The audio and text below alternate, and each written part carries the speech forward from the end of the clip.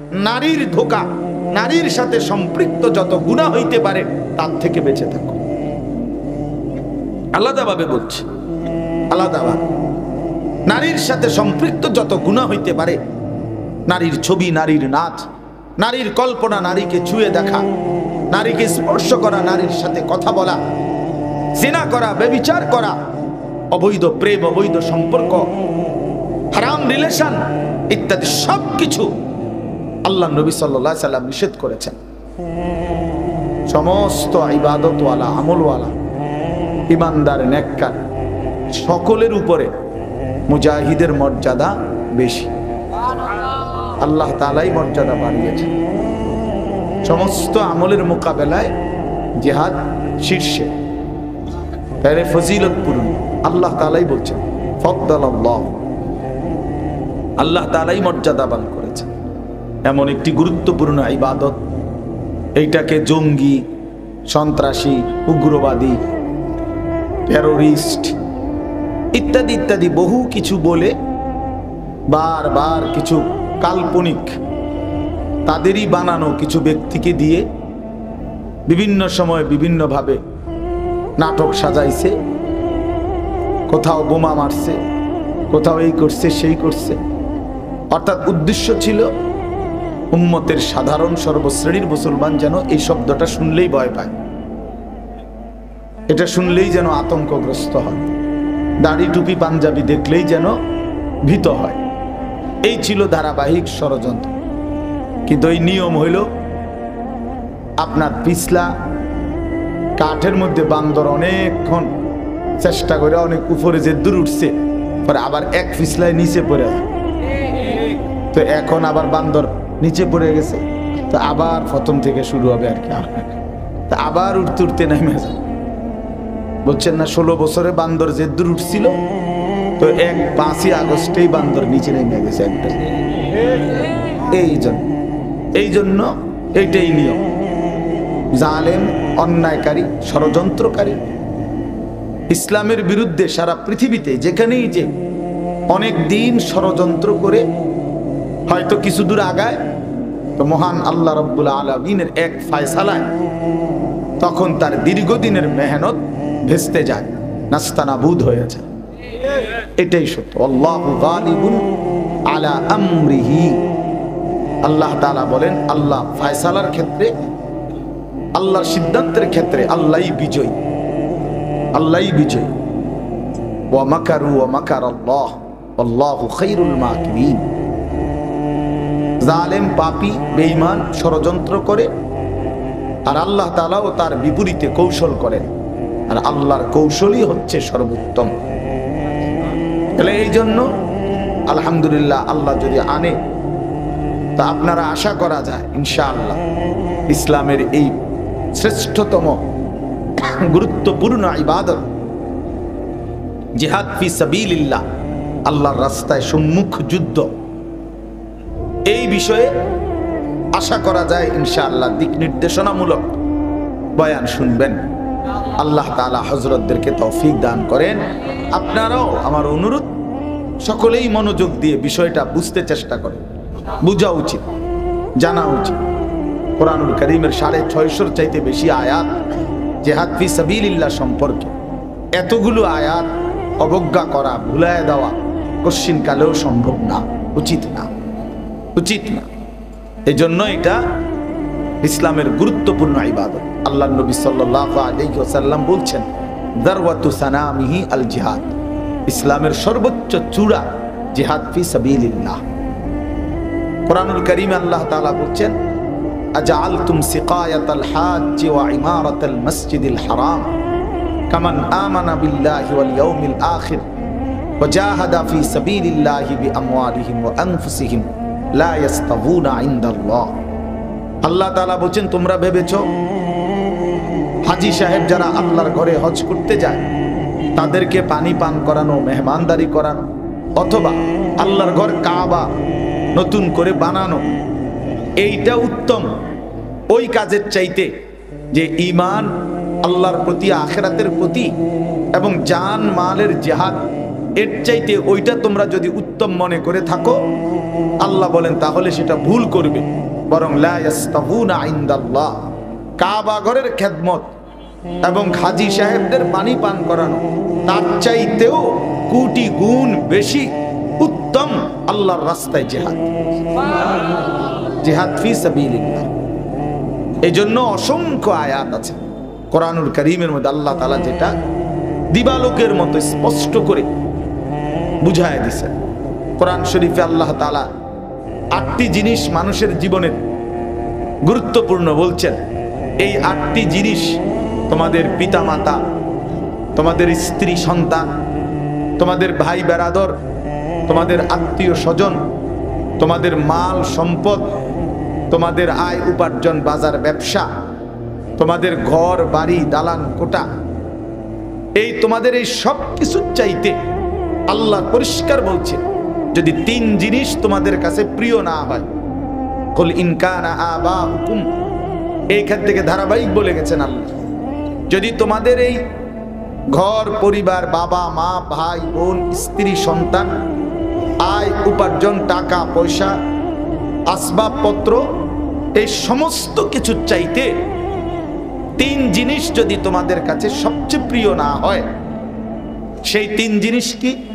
আল্লাহর প্রতি ভালোবাসা, রাসূলুল্লাহ সাল্লাল্লাহু আলাইহি ওয়াসাল্লামের প্রতি ভালোবাসা এবং আল্লাহর রাস্তায় জিহাদের প্রতি ভালোবাসা।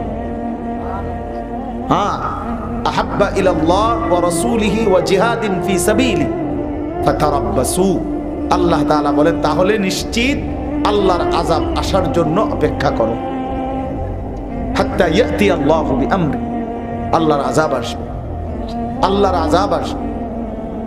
এজন্য কোন মুমিনের কাছে তার দুনিয়ার যত কিছু আছে, মা বাবা ভাই বোন স্ত্রী সন্তান, পাড়া পড়শি আত্মীয় স্বজন এবং তার সম্পদ, তার বাড়ি, তার ঘর, তার আসবাবপত্র, তার ব্যবসা উপার্জন চাকরি, সকল কিছু চাইতে আল্লাহ এবং রাসূল এবং জিহাদ প্রিয় হইত, নয়তো আল্লাহর আযাব আসবে তার উপর।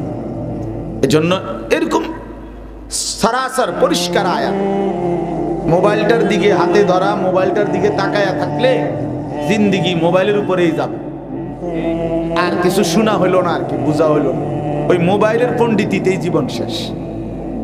কিছু মানুষের অপদার্থ জিন্দিগি, যারা আলেম ওলামা, মসজিদ মাদ্রাসা মাহফিল, কোনো কিছুতেই তার জীবনে অন্য কিছুর দিকে তার কোনো ফিকিরও নাই, নজরও নাই, নজর একটাই যে জীবনে যাই হোক না হোক, মরি কিংবা বাঁচি, মোবাইল যেন হাতের থেকে না সরে, বাঁচতে বাঁচবো মোবাইল নিয়ে, মরবো মোবাইল নিয়ে, পৃথিবীতে বেঁচেই থাকবো মোবাইল, খালাস। দুনিয়া আল্লাহ বানাইছেই মোবাইল টিপতাম, কাজে মোবাইলেই টিপতে থাকি। এই এক অসভ্যতা, নোংরামি, এক বর্বরতা আজ আমাদেরকে খুব বেশি চাইপা পড়ছে। সারাক্ষণ এই ব্যারাম, এটা আর আলগা হয় না, এই ব্যারাম থেকে আর আলগা হয় না। এটা কি অপদার্থ জীবন, আমি বুঝি না, এটা আমি বুঝি না। এটা সারাক্ষণ কিছু মানুষেরা একের যেখানে যাইব, মানে যেখানে যাইব, এর দরকার হলে মোবাইলটা লইয়া খটর খটর খটর খটর। আস্তাগফিরুল্লাহ। আরে ভাইয়া, জিন্দিগি তো এই সামান্য ফালতু 20,000 টাকার একটা মোবাইলের জন্য জীবন না। পৃথিবীর কতজন কত কিছু দিছে, এটার আবার কমেন্টস দাও, এটার আবার জবাব দাও, যে যেটা বলছে এটার বিরুদ্ধে। সারা পৃথিবীর সমস্ত মানুষের মন্তব্যের উপরে যদি আমি মতামত দিতে যাই, তো আমি ঘুমামু কোন সময়, বাদঘামু কোন সময়? কথা বলেন, এটা কোনো একটা কাম হইল মিয়া, যে যেটা পাইলাম প্রত্যেকের সাব্বাস, মারহাবা, এগিয়ে যাও, পিছায় যাও, বইয়া লাও, হুত্যা লাও, সিদ্ধি হয়ে লাও। পাগল কথা, এক ধরনের ফালতু কাজ ছাড়া আর কিচ্ছু। এই জন্য প্রিয় ভাই, মোবাইল নামাইয়া, মোবাইল পকেটে নিয়া আল্লাহর কথা শোনেন, ভালো হবে। হাতে ধরে রাখলে মনোযোগ থাকে না, মনোযোগ হয় না, কথা দিলে জমে না, মোবাইলে জমে, মোবাইলে জমে কিন্তু দিলে জমে না। দিলে জমা দরকার, দিলে জমা দরকার। মোবাইলে অনেক কিছু আছে, অভাব নাই, অভাব। কোটি কোটি বক্তা মোবাইলে শিক্ষার্থী আছে, কে হুনে কার কথা? হাজার হাজার বক্তা, কাইট কইরা, লম্বা কইরা, সোজা কইরা, সব অভাব নেই। আল্লাহ আমাদেরকে বুঝ দান করেন। চলেন ভাই, তো বলতেছিলাম আজকে আমি আসলে এটা মহব্বতে বললাম। আমাদের এই প্রিয় মানুষগুলো সারাটা জীবন যারা আল্লাহর রাস্তায় জিহাদ ফি সাবিলিল্লাহর কথা বলে যাচ্ছেন, কোনো প্রতিকূল পরিস্থিতিতেও যারা আল্লাহর রাস্তায় জিহাদ ফি সাবিলিল্লাহর কথা বাদ দেন নাই। আল্লাহ তাআলা সর্বোচ্চ তৌফিক দান করেন, আমাদের সকলকে কবুল করে নেন। সূরা ফুরকানের এই আয়াত, একটা কথা ছোট্ট আগে বোঝা উচিত, আমরা যারা মুমিন, মুসলমান, ইমানদার, তো আল্লাহ তাআলা আমাদেরকে ইমানের দৌলত দান করছেন। আমরা দিল দিয়েই কালেমা বিশ্বাস করি, আমরা জবান দিয়েও কালেমা উচ্চারণ করি, এবং আমরা আমাদেরকে মুসলমান পরিচয় দিতেই খুশি বোধ করি, স্বাচ্ছন্দ্য বোধ করি, এবং এটা নিয়ে আমরা খুশি যে আলহামদুলিল্লাহ আমি মুসলমান। কি বলেন? আমরা ইমানদার। তাহলে এই যে একটা দিলের তৃপ্তি, প্রশান্তি, আল্লাহ আমাদেরকে এতটুকু পরিচয় দিয়েছেন, দান করছেন, এটা আল্লাহ তাআলার বহুতই বড় ইহসান, অনেক বড়। আমি যে বলতে পারি এতটুকু কমপক্ষে যে আমি মুসলমান, আমি যে একজন ইমানদার, আমার ধর্মটা ইসলাম, আমি আল্লাহ চিনি, লা ইলাহা ইল্লাল্লাহ, আমি মুহাম্মাদুর রাসূলুল্লাহ, এটা দিল থেকে বলি, এটা অনেক বড় পাওয়া। হাশরের ময়দানে দেখা যাবে এটুকু ইমানের অনেক মূল্য, এক যাররা পরিমাণ ইমানের অনেক মূল্য। আল্লাহর নবী সাল্লাল্লাহু আলাইহি ওয়াসাল্লাম বলেন যে আল্লাহ তাআলা শেষ পর্যন্ত ফেরেশতাদেরকে বলবে, আখরিজু মিনান নার মান কানা ফি কলবিহি মিসকালু হাববাতিন মিন খারদালিন মিন ঈমান, যার কলিজার ভিতরে সরিষার দানা পরিমাণ সামান্য টুকু ঈমানও আছে, আমার সেই বান্দাকেও জাহান্নাম থেকে বের করে আনো, পরেও জান্নাত দাও। ঠিক আছে, আমার বান্দা গুনাহের কারণে আযাব ভোগ করছে, অনেক দিন হয়, এখন নিয়ে আসো, হইছে অনেক দিন আযাব ভোগ করছে, তাইলে এক বিন্দু সরিষার দানা পরিমাণ ঈমানের অনেক দাম, যেটা আল্লাহ তাআলা আমাদেরকে দান করছেন। আমরা যদি মৃত্যু পর্যন্ত এটা ধরে রাখতে পারি, আমাদের জীবনের অনেক বড় পাওয়া, অনেক বড় পাওয়া। এই জন্য সর্বোচ্চ এক মুমিনের, মুসলমানের উচিত জীবনের সবচেয়ে বড় পাহারাদারি করা কোন জিনিসের? ইমানের পাহারাদারি করা উচিত। যে পৃথিবীতে কোনো অবস্থাতে সুখে থাকি, দুঃখে থাকি, আমি যেন আমার ঈমান না হারাই,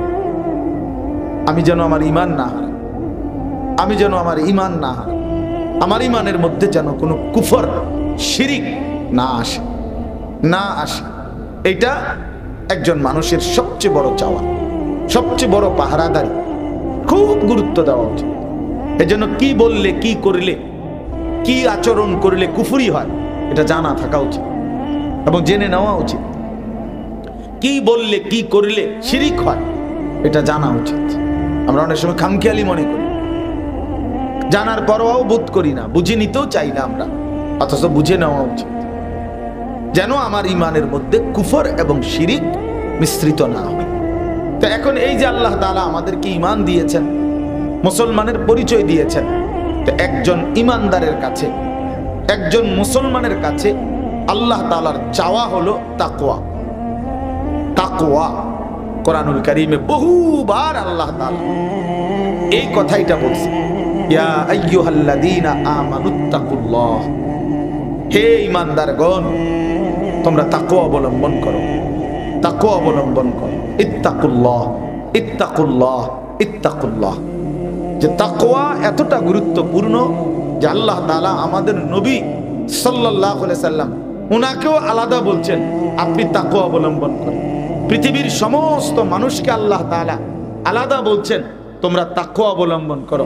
সমস্ত ঈমানদারদেরকে আল্লাহ তাআলা আলাদা বলছেন, তোমরা তাকওয়া অবলম্বন করো। তাকওয়া বিহীন যেন নবীও না থাকে, তাকওয়া বিহীন যেন কোনো মানুষ না থাকে, তাকওয়া বিহীন যেন কোনো ঈমানদার না থাকে। সুবহানাল্লাহ। কোরআন শরীফে আছে, আল্লাহ তাআলা বলছেন, ইয়া আইয়ুহান নাবিয়্যুত্তাকিল্লাহ ওয়া লা তুতি'ল কাফিরিন।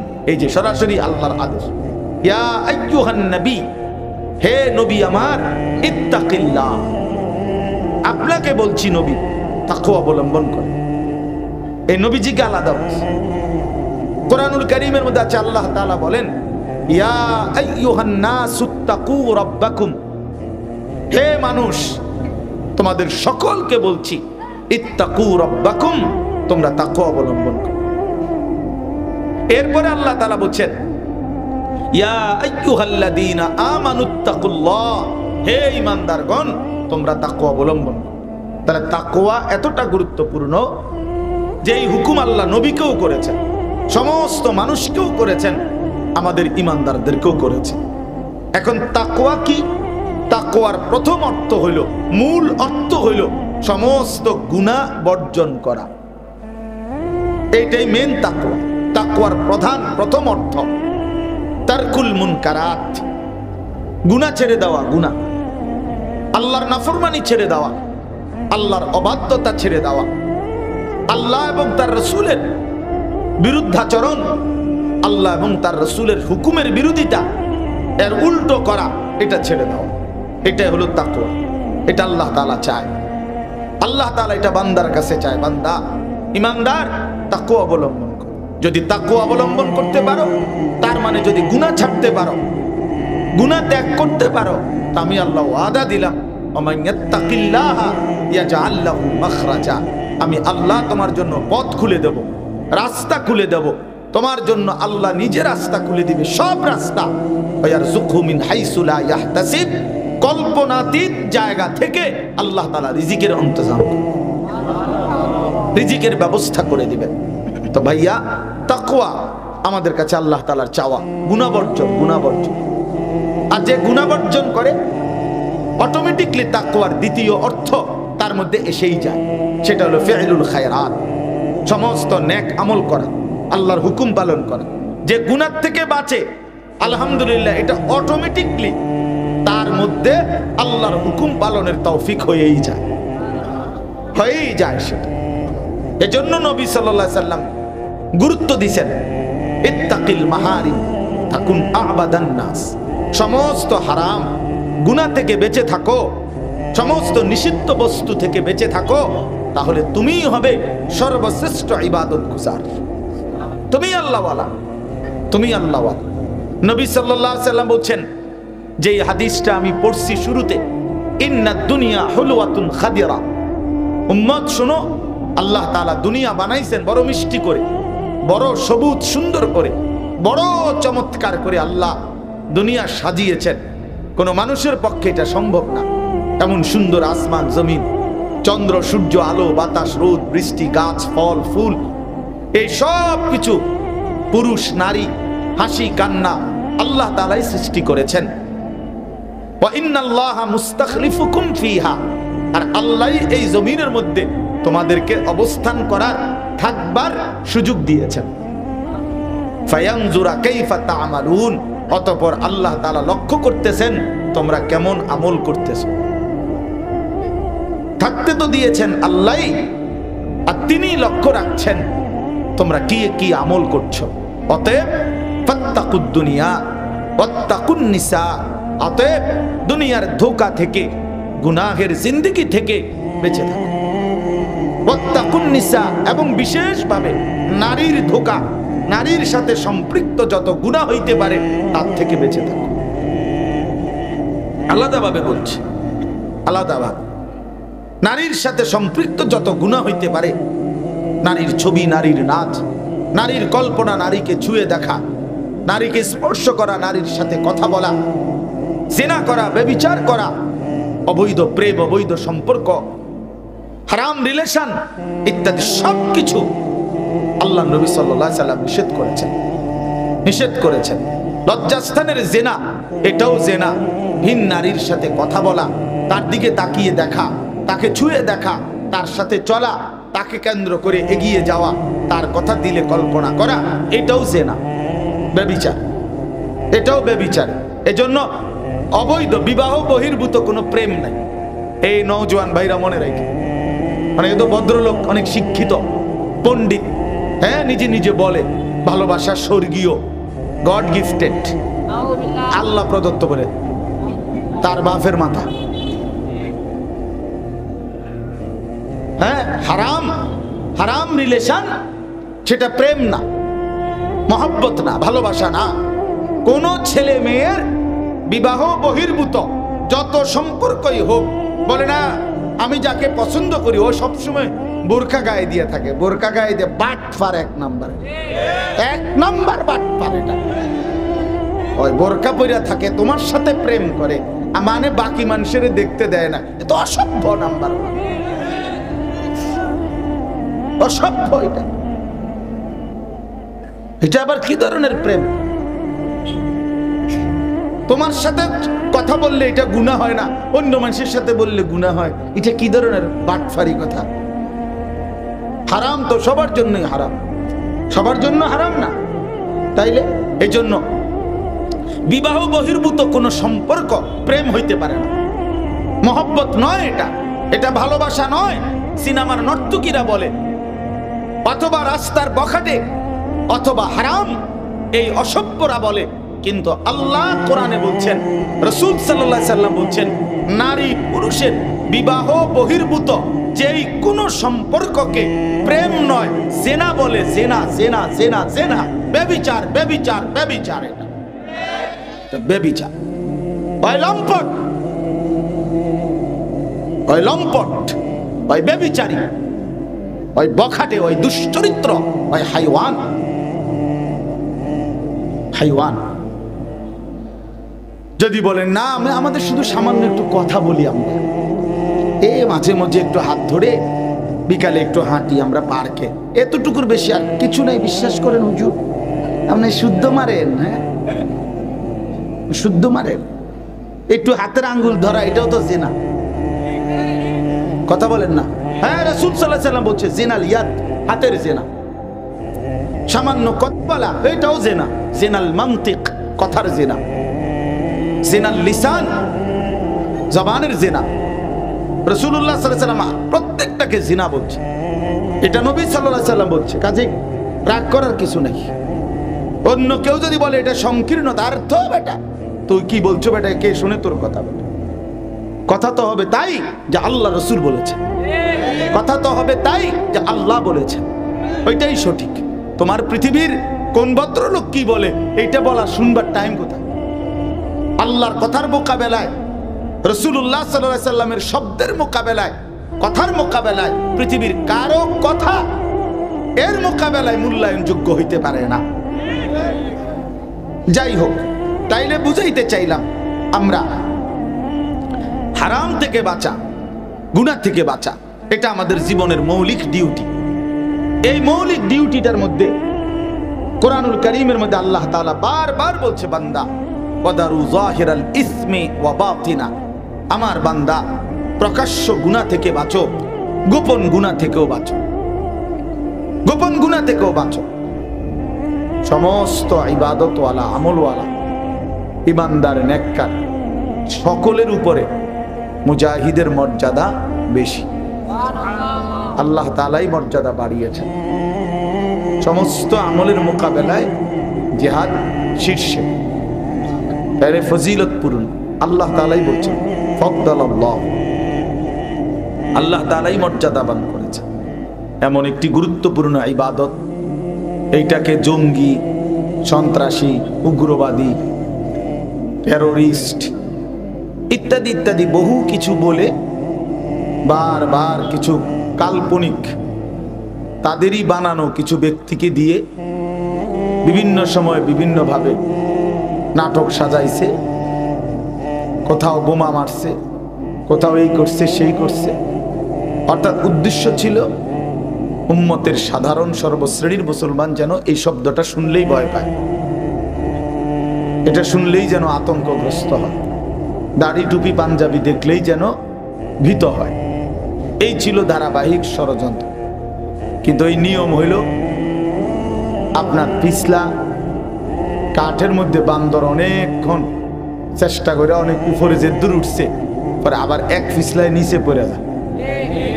তো এখন আবার বান্দর নিচে পড়ে গেছে, তো আবার প্রথম থেকে শুরু হবে আর কি। তা আবার উঠতে উঠতে নেমে যায়, বুঝছেন না? 16 বছরে বান্দর যে দূর উঠছিল, তো 5ই আগস্টেই বান্দর নিচে নেমে গেছে একদম। এই জন্য এইটাই নিয়ম। জালেম, অন্যায়কারী, ষড়যন্ত্রকারী, ইসলামের বিরুদ্ধে সারা পৃথিবীতে যেখানেই যে অনেক দিন ষড়যন্ত্র করে হয়তো কিছু দূর আগায়, তো মহান আল্লাহ রাব্বুল আলামিনের এক ফয়সালায় তখন তার দীর্ঘদিনের মেহনত ভেস্তে যায়, নাস্তানাবুদ হয়ে যায়। এটাই সত্য। আল্লাহু গালিবুন আলা আমরিহি। আল্লাহ তাআলা বলেন, আল্লাহ ফয়সালার ক্ষেত্রে, আল্লাহর সিদ্ধান্তের ক্ষেত্রে আল্লাহই বিজয়ী, আল্লাহই বিজয়ী। ওয়া মাকারু ওয়া মাকারাল্লাহ আল্লাহু খায়রুল মাকিরিন। জালেম, পাপী, বেঈমান ষড়যন্ত্র করে, আর আল্লাহ তাআলাও তার বিপরীতে কৌশল করেন, আর আল্লাহর কৌশলই হচ্ছে সর্বোত্তম। তাহলে এই জন্য আলহামদুলিল্লাহ, আল্লাহ যদি আনে, তা আপনারা আশা করা যায় ইনশাআল্লাহ ইসলামের এই শ্রেষ্ঠতম গুরুত্বপূর্ণ ইবাদত জিহাদ ফি সাবিলিল্লাহ, আল্লাহর রাস্তায় সম্মুখ যুদ্ধ, এই বিষয়ে আশা করা যায় ইনশাআল্লাহ দিক নির্দেশনামূলক বয়ান শুনবেন। আল্লাহ তাআলা হযরতদেরকে তৌফিক দান করেন। আপনারাও আমার অনুরোধ, সকলেই মনোযোগ দিয়ে বিষয়টা বুঝতে চেষ্টা করেন, বোঝা উচিত, জানা উচিত। কোরআনুল কারীমের 650 চাইতে বেশি আয়াত জিহাদ ফি সাবিলিল্লাহ সম্পর্কে। এতগুলো আয়াত অবজ্ঞা করা, ভুলায় দেওয়া কশ্চিন কালেও সম্ভব না, উচিত না, উচিত না। এই জন্য এটা ইসলামের গুরুত্বপূর্ণ ইবাদত। আল্লাহর নবী সাল্লাল্লাহু আলাইহি ওয়াসাল্লাম বলছেন, দারওয়াতু সানামিহি আল জিহাদ, ইসলামের সর্বোচ্চ চূড়া জিহাদ ফি সাবিলিল্লাহ।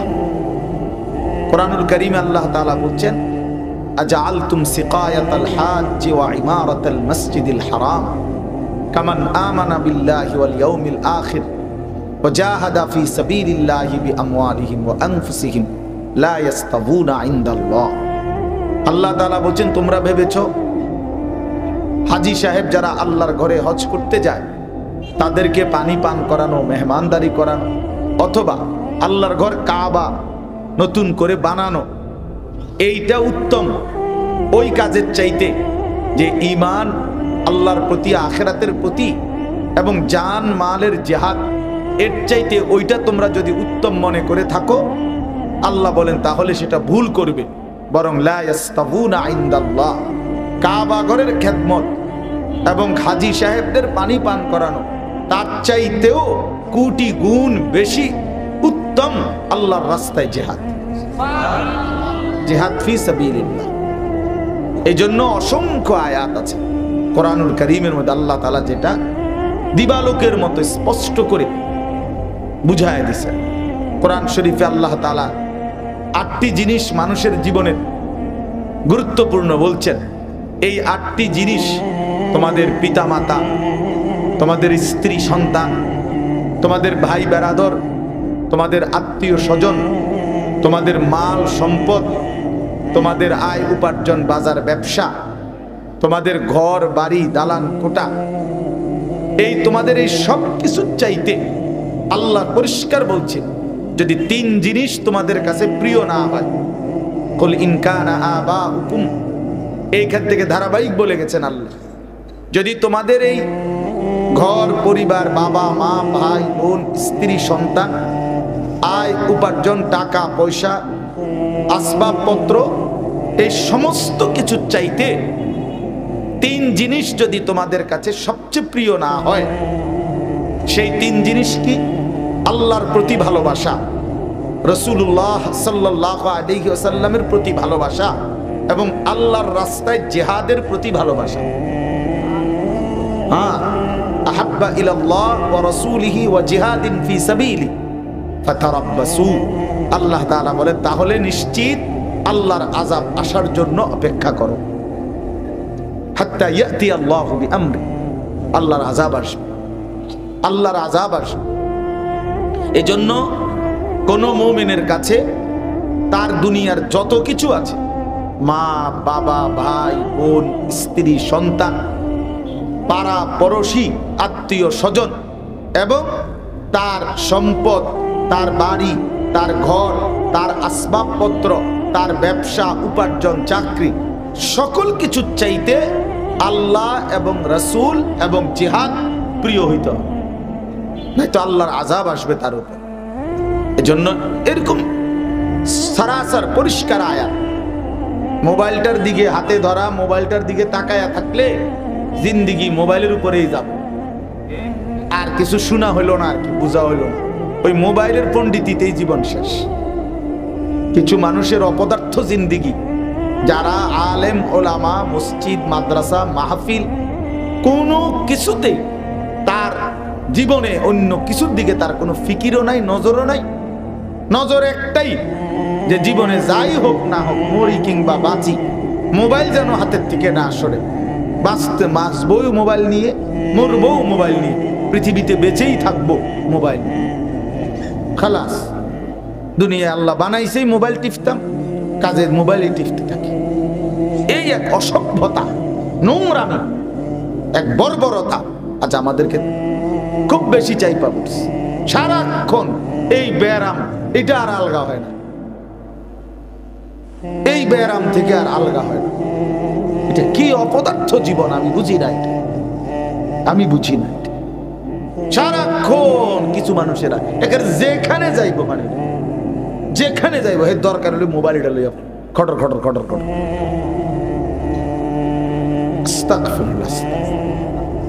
আরে ভাইয়া, জিন্দিগি তো এই সামান্য ফালতু 20,000 টাকার একটা মোবাইলের জন্য জীবন না। পৃথিবীর কতজন কত কিছু দিছে, এটার আবার কমেন্টস দাও, এটার আবার জবাব দাও, যে যেটা বলছে এটার বিরুদ্ধে। সারা পৃথিবীর সমস্ত মানুষের মন্তব্যের উপরে যদি আমি মতামত দিতে যাই, তো আমি ঘুমামু কোন সময়, বাদঘামু কোন সময়? কথা বলেন, যে কোনো একটা কাম হইল মিয়া, যে যেটা পাইলাম প্রত্যেকের সাব্বাস, মার হাবা, এগিয়ে যাও, ফিচ্ছায় যাও, বইয়া লাও, হুত্যা লাও, সিদ্ধি হয়ে লাও। পাগল কথা, এক ধরনের ফালতু কাজ ছাড়া আর কিচ্ছু। এজন্য প্রিয় ভাই, মোবাইল নামাইয়া, মোবাইল পকেটে নিয়া আল্লাহর কথা শোনেন, ভালো হবে। হাতে ধরে রাখলে মনোযোগ থাকে না, মনোযোগ হয় না, কথা দিলে জমে না, মোবাইলে জমে। মোবাইলে জমে কিন্তু দিলে জমে না। দিলে জমা দরকার, দিলে জমা দরকার। মোবাইলে অনেক কিছু আছে, অভাব নাই, অভাব। কোটি কোটি বক্তা মোবাইলে শিক্ষার্থী আছে, কে হুনে কার কথা? হাজার হাজার বক্তা, কাইত কইরা, লম্বা কইরা, সোজা কইরা, সব অভাব নেই। আল্লাহ আমাদেরকে বুঝ দান করেন। চলেন ভাই, তো বলতেছিলাম, আজকে আমি আসলে এটা মহব্বতে বললাম। আমাদের এই প্রিয় মানুষগুলো সারাটা জীবন যারা আল্লাহর রাস্তায় জিহাদ ফি সাবিলিল্লাহর কথা বলে যাচ্ছেন, কোনো প্রতিকূল পরিস্থিতিতেও যারা আল্লাহর রাস্তায় জিহাদ ফি সাবিলিল্লাহর কথা বাদ দেন নাই, বাদ দেন নাই। আল্লাহ তাআলা সর্বোচ্চ তৌফিক দান করেন, আমাদের সকলকে কবুল করে নেন। সূরা ফুরকানের এই আয়াত, একটা কথা ছোট্ট আগে বোঝা উচিত, আমরা যারা মুমিন, মুসলমান, ইমানদার, তো আল্লাহ তাআলা আমাদেরকে ইমানের দৌলত দান করছেন। আমরা দিল দিয়েই কালেমা বিশ্বাস করি, আমরা জবান দিয়েও কালেমা উচ্চারণ করি, এবং আমরা আমাদেরকে মুসলমান পরিচয় দিতেই খুশি বোধ করি, স্বাচ্ছন্দ্য বোধ করি, এবং এটা নিয়ে আমরা খুশি যে আলহামদুলিল্লাহ আমি মুসলমান। কি বলেন? আমরা ইমানদার। তাহলে এই যে একটা দিলের তৃপ্তি, প্রশান্তি, আল্লাহ আমাদেরকে এতটুকু পরিচয় দিয়েছেন, দান করছেন, এটা আল্লাহ তাআলার বহুতই বড় ইহসান, অনেক বড়। আমি যে বলতে পারি এতটুকু কমপক্ষে যে আমি মুসলমান, আমি যে একজন ইমানদার, আমার ধর্মটা ইসলাম, আমি আল্লাহ চিনি, লা ইলাহা ইল্লাল্লাহ, আমি মুহাম্মাদুর রাসূলুল্লাহ, এটা দিল থেকে বলি, এটা অনেক বড় পাওয়া। হাসরের ময়দানে দেখা যাবে এটুকু ইমানের অনেক মূল্য। এক যাররা পরিমাণ ইমানের অনেক মূল্য। আল্লাহ নবী সাল্লাল্লাহু আলাইহি ওয়াসাল্লাম বলেন যে আল্লাহ তাআলা শেষ পর্যন্ত ফেরেশতাদেরকে বলবে, আখরিজু মিনান নার মান কানা ফি কলবিহি মিসকালু হাববাতিন মিন খারদালিন মিন ঈমান। যার কলিজার ভিতরে সরিষার দানা পরিমাণ সামান্য টুকু ঈমানও আছে, আমার সেই বান্দাকেও জাহান্নাম থেকে বের করে আন, ওরেও জান্নাত দাও। ঠিক আছে, আমার বান্দা গুনাহের কারণে আযাব ভোগ করছে, অনেক দিন হয়, এখন নিয়ে আসো। হইছে অনেক দিন আযাব ভোগ করছে, তাইলে এক বিন্দু সরিষার দানা পরিমাণ ঈমানের অনেক দাম, অনেক দাম, যেটা আল্লাহ তাআলা আমাদেরকে দান করছেন। আমরা যদি মৃত্যু পর্যন্ত এটা ধরে রাখতে পারি, আমাদের জীবনের অনেক বড় পাওয়া, অনেক বড় পাওয়া। এই জন্য সর্বোচ্চ এক মুমিনের, মুসলমানের উচিত জীবনের সবচেয়ে বড় পাহারাদারি করা কোন জিনিসের? ঈমানের। ঈমানের পাহারাদারি করা উচিত, যে পৃথিবীতে কোনো অবস্থাতে সুখে থাকি দুঃখে থাকি, আমি যেন আমার ঈমান না হারাই, আমি যেন আমার ঈমান না হারাই, আমি যেন আমার ঈমান না হারাই, আমার ঈমানের মধ্যে যেন কোনো কুফর শিরিক না আসে, না আসে। এটা একজন মানুষের সবচেয়ে বড় চাওয়া, সবচেয়ে বড় পাহারাদারি, খুব গুরুত্ব দেওয়া উচিত। এজন্য কি বললে, কি করলে, কি আচরণ করলে কুফরি হয়, এটা জানা থাকা উচিত এবং জেনে নেওয়া উচিত। কি বললে, কি করলে শিরিক হয়, এটা জানা উচিত। আমরা অনেক সময় খামখেয়ালি মনে করি, জানার পরও বোধ করি না, বুঝে নিতেও চাই না আমরা, অথচ বুঝে নেওয়া উচিত, যেন আমার ঈমানের মধ্যে কুফর এবং শিরিক মিশ্রিত না হয়।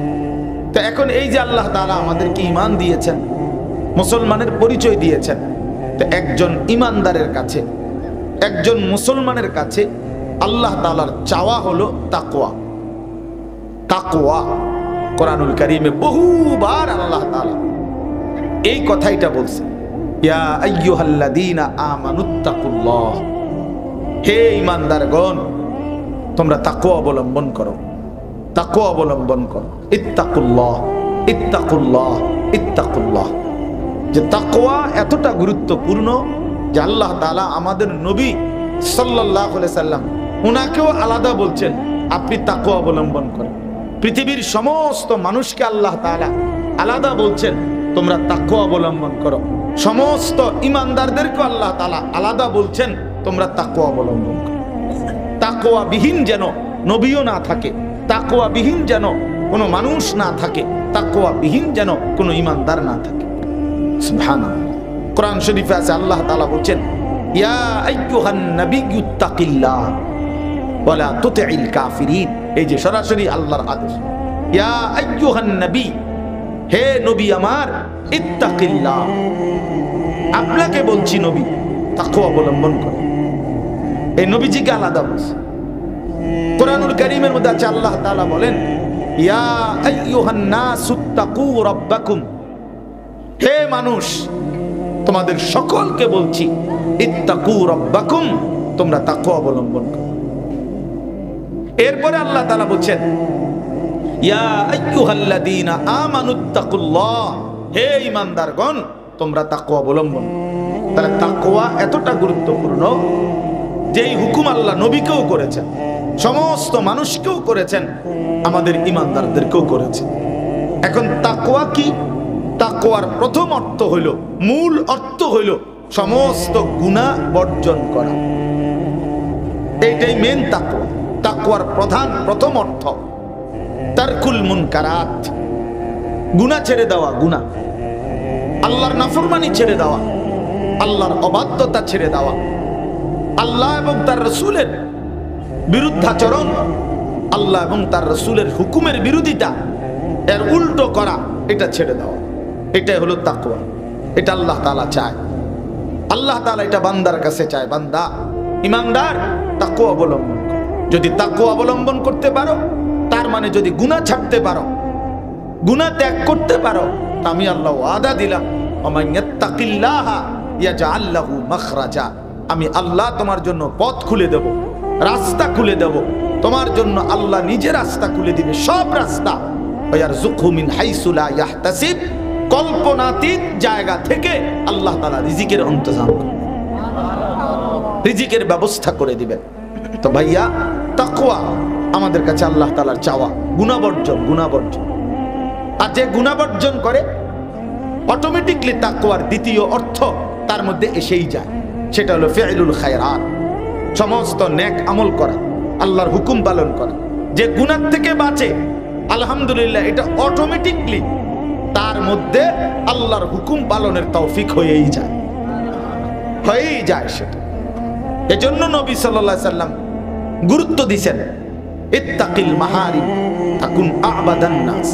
সমস্ত হারাম গুনাহ থেকে বেঁচে থাকো, সমস্ত নিষিদ্ধ বস্তু থেকে বেঁচে থাকো, তাহলে তুমিই হবে সর্বশ্রেষ্ঠ ইবাদত গুজার।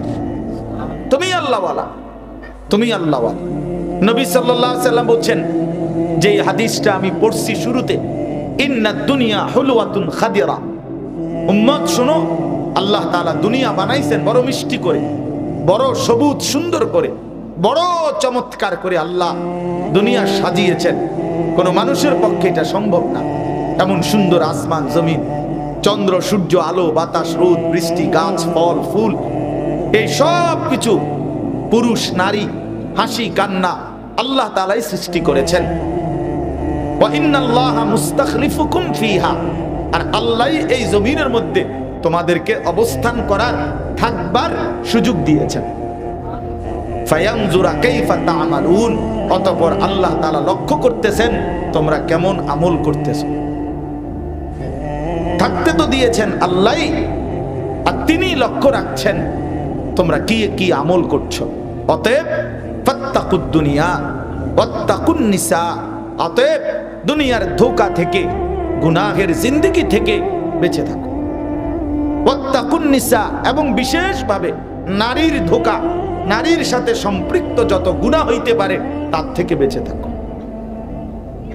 আলাদাভাবে বলছে, আলাদাভাবে নারীর সাথে সম্পৃক্ত যত গুনাহ হইতে পারে, নারীর ছবি, নারীর নাচ, নারীর কল্পনা, নারীকে ছুঁয়ে দেখা, নারীকে স্পর্শ করা, নারীর সাথে কথা বলা, জিনা করা, ব্যভিচার করা, অবৈধ প্রেম, অবৈধ সম্পর্ক, হারাম রিলেশন ইত্যাদি সবকিছু আল্লাহ নবী সাল্লাল্লাহু আলাইহি সাল্লাম নিষেধ করেছেন, নিষেধ করেছেন।